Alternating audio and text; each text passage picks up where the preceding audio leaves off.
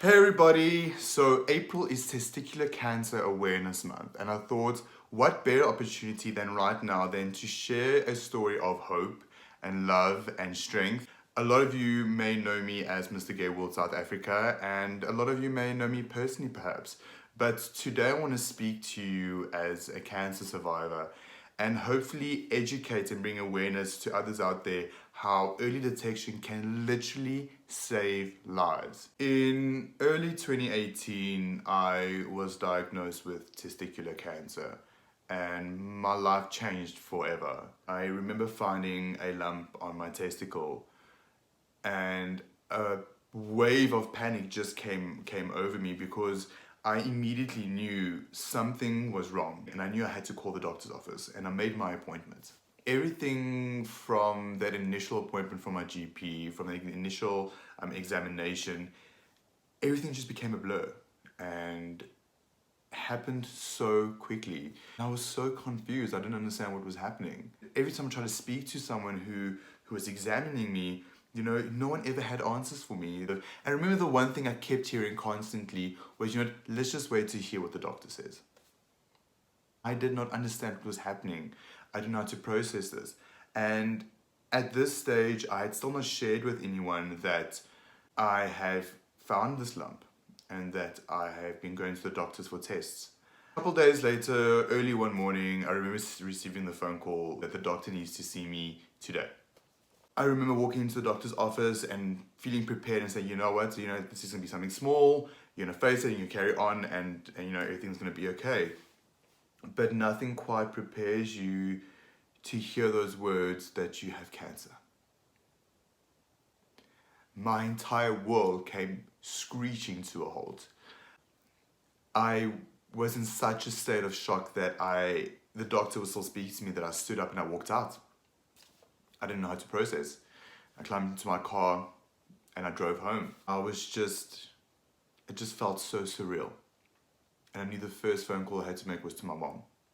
And as she picks up the phone, I turned around and said to her, so I just got back from the doctor's office and I've been diagnosed with cancer.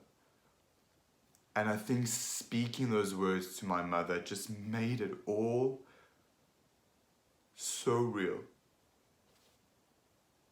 And I had realized that this is a real thing. And it's not going away. My mother and I both just so baffled by this news. Not knowing what to say, not knowing how to process these emotions. My mother did what she always did. She told me that she loved me and that she was there for me, no matter what. So I went back to the doctor's office the next day and we had discussed treatment plans and what was going to happen. And within 48 hours, I was booked in for surgery. I was absolutely petrified. I kept reminding myself that, get the surgery done with and the biggest part of this struggle and challenge is over. I was so wrong. Surgery was the easiest part of it all. After surgery, I had to go through chemo and radiation.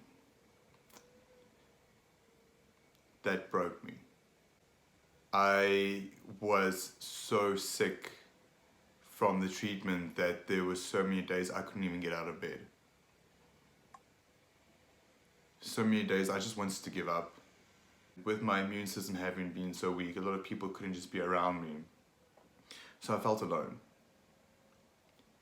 And it took a really long time for me to find that strength within myself to want to fight this and to want to make it out on the other side. And facing mortality started to finally scare me because I had so much unlived life that I had left. And I had finally realized that I needed to fight. Through the many months of chemo and radiation and treatments and fear and feeling so weak and broken, my soul was broken so many times, I kept fighting. Not for anyone else, but for me. Because I had so much still to do and I still had so much to achieve and experience in the world that I pushed. And I pushed until that very day I got that report from my doctor being called in saying, I have amazing news, you're in remission. I remember walking out of that hospital and just like hugging almost every single nurse or doctor or anyone who helped me in that time, that I was just had a new lease on life. For the next year, I pushed myself to the point of achieving almost every single thing that I promised myself that I would do. And I grew so much. I thought that this was the reason that I was given cancer, is to remind myself of my value, my worth, and how much I still have to do on this earth. A year later of going into remission, I started suffering some side effects of what I thought was maybe exhaustion. And again, I went back for blood tests again, obviously being very conscious of my health. To getting results back a year later from a doctor to let me know that something's not right. Panic completely consumed my every thought of every minute of the day. We did more blood tests, went back to the doctor's office with the results,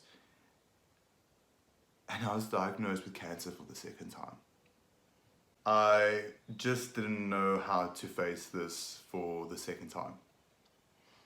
And I kept thinking to myself, did I deserve this? And I remember not wanting to do treatment. All that hard work from a year that I poured my entire life and being into, to becoming stronger and doing better and making more of my life, just felt like it all came crashing down and meant nothing, because here I am again.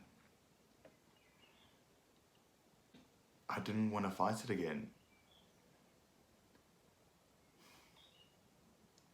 But the moment I started sharing that I'd been re-diagnosed with cancer again,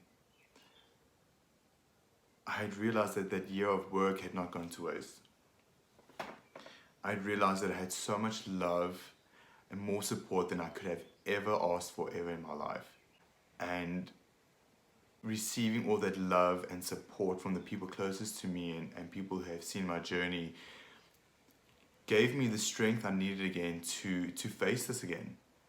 And treatment the second time felt so much more worse for me, because I had experienced cancer in such a close proximity to each other that my body was still recovering from the last treatment. And going into the second bout of chemo and radiation was really difficult. And I was really scared. And I was in a lot of pain. But I was so loved. And people who were there for me and supported me through this time, and I didn't go through it alone. I didn't suffer the pain by myself. And I fought. I fought not just for myself, but I fought for others. And I fought to set an example for other people out there and to inspire others out there to never give up. So my message out there to many people out there struggling with whatever it is, whether it be cancer, a new diagnosis, health issues, anxiety, depression, stress. Firstly, never give up on yourself. Secondly, that you're not alone in your struggle and your fight that you're currently facing. Early detection again saves lives. And early detection doesn't just mean making sure that you detect your cancer early. It also means being there for someone who shows early signs of depression or anxiety. It also means early detecting of someone who needs help, because you might just save a life. Make sure that you're doing the best with your life every single day. Make sure that you're supporting each other, loving each other, and let's hopefully take this message across.